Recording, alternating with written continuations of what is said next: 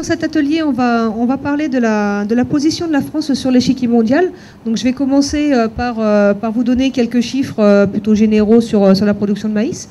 Donc, le maïs, c'est la céréale la plus produite dans le monde, à peu près 800 millions de tonnes chaque année au niveau mondial. Et en fait, les États-Unis, la Chine, l'Europe et le Brésil représentent à eux quatre à peu près 70 à 75% de la production mondiale. Au niveau des échanges, le maïs n'est pas la céréale la plus échangée dans le monde, c'est le blé qui est la céréale la plus échangée.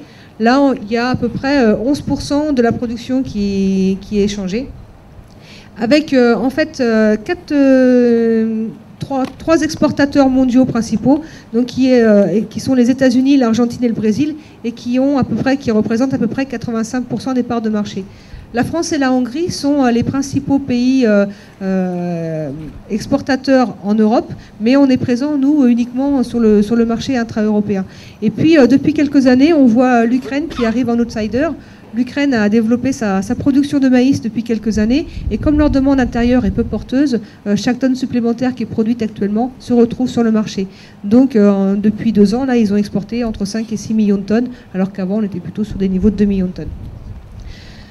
Ce qu'on peut observer, c'est qu'il y a des écarts de prix. Là, c'est ce graphique avec la courbe verte qui est le maïs sur Euronext et la courbe orange sur le prix du maïs sur Chicago. Ce qu'on observe, c'est qu'il y a des écarts de prix qui sont extrêmement importants. Je regardais ce matin, on était encore à des écarts qui étaient supérieurs à 50 € la tonne entre les prix CBOT et les prix Euronext.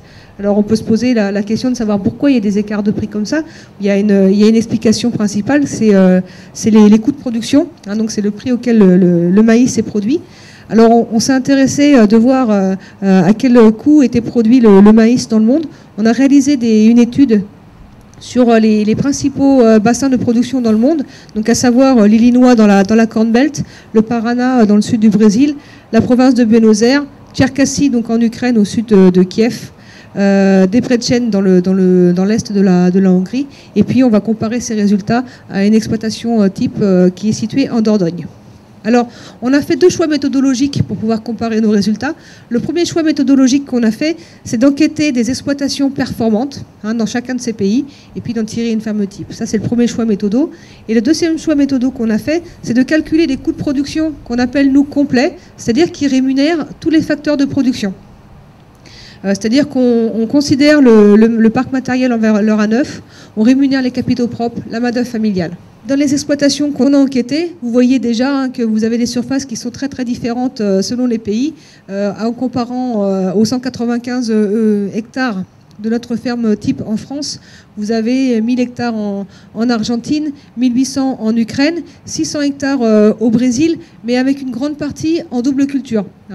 Donc là-bas, c'est une zone où où on a la possibilité de faire deux cultures par an. Au niveau des rendements, on voit que les pays se tiennent à peu près entre 9 et 12 tonnes hectares. Il y a seulement l'Ukraine qui décroche par rapport aux autres pays. Alors évidemment, vous voyez que c'est des rendements moyens de nos exploitations qui sont très différents de ce qu'on peut trouver au niveau national. Ça s'explique, je vous donne un exemple. Sur le Brésil, par exemple, le rendement national prend en compte à la fois le rendement qui est obtenu en culture principale, dans ce qu'on appelle la safra, mais aussi prend en compte le rendement qui est fait en petite culture, donc en seconde culture, qui est la safrinha. Ici, nous, ce qu'on vous présente, c'est le rendement de la safra, donc de la culture principale. Toutes les zones d'études, sauf l'exploitation française, donc toutes les données d'exploitation, là, le maïs est conduit en sec, sauf en France. Et puis, ce qu'on observe aussi, c'est les taux d'humidité à la récolte qui sont très différents d'un pays à l'autre, puisque ça va de 15 à 18% en Argentine à 23-28% chez nous. Donc, évidemment, derrière, vous avez des différences de coûts de séchage qui sont d'environ 3 € la tonne en Argentine et, selon les années, entre 15 et 20 € la tonne en France. Autre point important, on en reparlera aussi tout à l'heure, mais c'est quand on met effectivement un niveau de production en Hongrie, par exemple, il faut voir c'est qu'il y a une grande variabilité, puisque, par exemple, en 2007, les Hongrois ont produit 4 millions de tonnes de maïs, et à surface à peu près équivalente, on en produit 9 en 2008. Donc vous voyez une très très forte variabilité. Donc au niveau des coûts de production maintenant, on peut classer les pays en 3 groupes. Donc le premier groupe avec l'Argentine, le Brésil et l'Ukraine avec des coûts de production inférieurs à 80 € la tonne.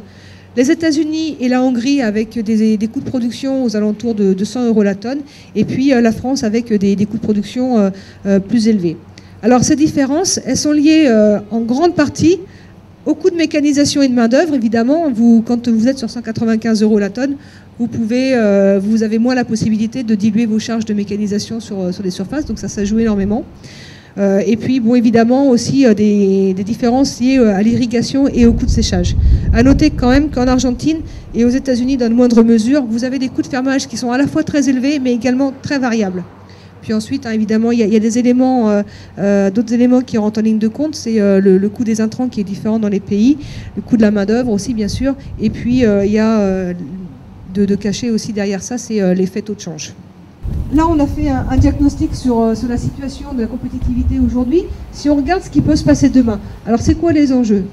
Selon les modèles macroéconomiques du type FAPRI, a priori, la demande en céréales devrait augmenter de 220 millions de tonnes, dont 120 millions de tonnes de maïs. La demande de maïs concerne pour 80 millions de tonnes les États-Unis par rapport à leur demande industrielle et la Chine pour l'alimentation animale.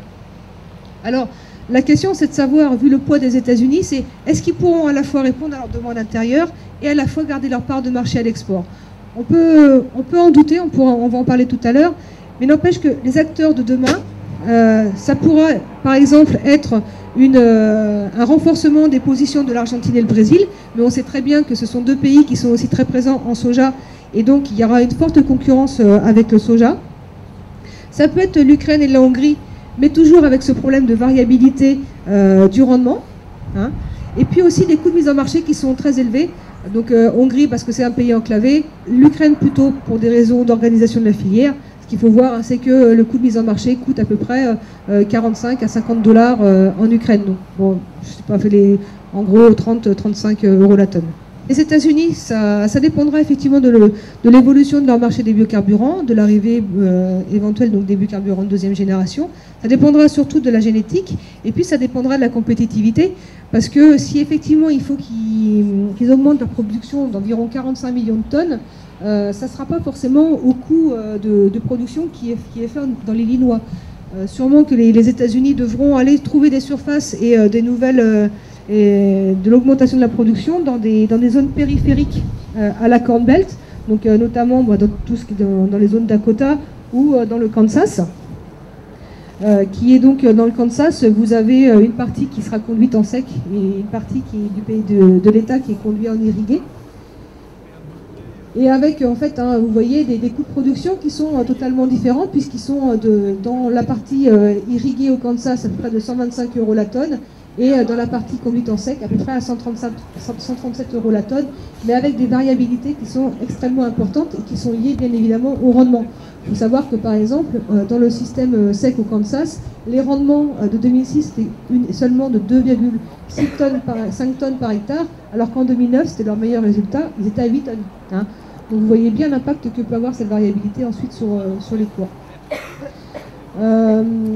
Donc, effectivement, il y a des possibilités. C'est vrai que la génétique sera sans doute la principale source d'évolution des rendements, mais il faut savoir aussi que le niveau d'intensification qui a accompagné finalement l'arrivée des OGM depuis quelques années a été très important, ce qui veut dire que les prochains quintaux à gagner seront peut-être plus compliqués à obtenir que ce qui a été obtenu pour l'instant. Donc au niveau des rendements, c'est la génétique qui va jouer, ça sera le principal facteur. Au niveau des surfaces, dans l'Illinois, il y aura toujours une concurrence maïs-soja. Dans le Kansas, le blé peut venir jouer les troubles faits dans les années où la disponibilité en eau est plus faible, donc avoir donc du blé à la place du maïs. Et puis au niveau du Kansas, c'est pareil, dans les années plutôt sèches, on peut très bien voir le sorgho remplacer le maïs parce que c'est une culture qui sera plus adaptée aux conditions de sécheresse. Au niveau de la compétitivité, tout dépendra donc dans le Kansas irrigué des capacités d'irrigation et du niveau de la nappe Ogallala. Et puis partout en fait aussi du coût des semences qui a beaucoup augmenté ces dernières années.